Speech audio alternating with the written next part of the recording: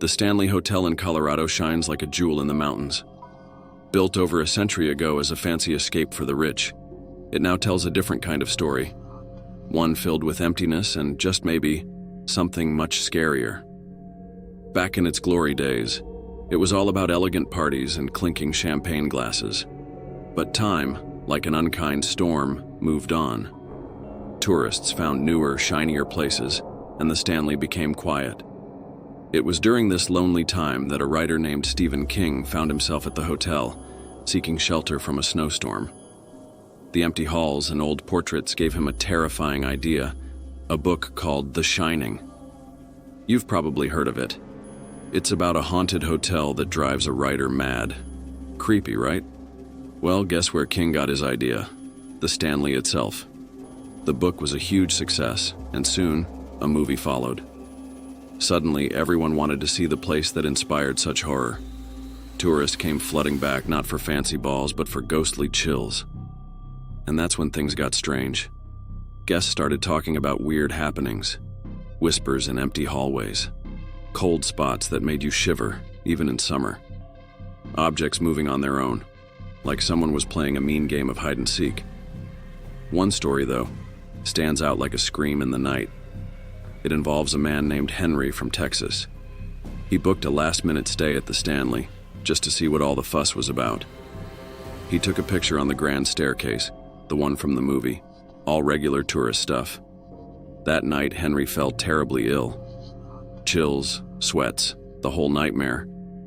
It felt like something invisible was draining his energy. Back home, looking through his photos, Henry froze. There, on the staircase, in his picture, was a figure. Faint, almost see-through, but definitely there. A ghost? Maybe. A trick of the light? Who knows? The photo went viral. News outlets everywhere were buzzing. Paranormal experts came out, each with their own idea. Some said there were two ghosts tangled up on the stairs. Others thought the ghost was feeding off Henry's sickness like a creepy energy vampire. Henry, confused, just shrugged and said, "Beats me." The Stanley Hotel is a strange place now, a mix of fancy hotel and haunted house. People come for nice meals and ghost tours, both looking for a different kind of thrill. Is it haunted? We can't say for sure. But there's something about the Stanley, a feeling that the past clings to the walls, whispering stories of bygone times and maybe, just maybe, something else entirely. Maybe next time you're in Colorado, you can be the judge. Just don't forget your camera. You never know what you might catch. But there's more. Some guests have reported seeing a woman in old-fashioned clothes wandering the halls, her face pale and eyes empty. She appears for a moment, then vanishes, leaving a cold chill behind. Others have heard piano music playing softly in the dead of night, but when they check, the piano is always empty. The creepiest story involves room 217. A maid named Elizabeth Wilson was badly hurt in an explosion there many years ago. Some say her spirit never left. Guests staying in that room have felt their belongings moved or seen lights turning on and off by themselves. One couple even claimed they woke up to find their bed made perfectly, with no sign of anyone having been there. Despite these chilling tales, people keep coming back to the Stanley, drawn by its eerie charm.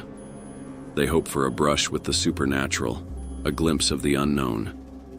The hotel stands tall, a silent witness to countless stories, some happy, some sad, and some that defy explanation. So next time you're near Estes Park, think about stopping by the Stanley Hotel. Just be prepared for the unexpected. The Stanley has a way of surprising its guests in ways both wonderful and terrifying. And remember, if you hear whispers in the night or feel a cold breath on your neck, it might just be the spirits of the past, reminding you that some stories never truly end.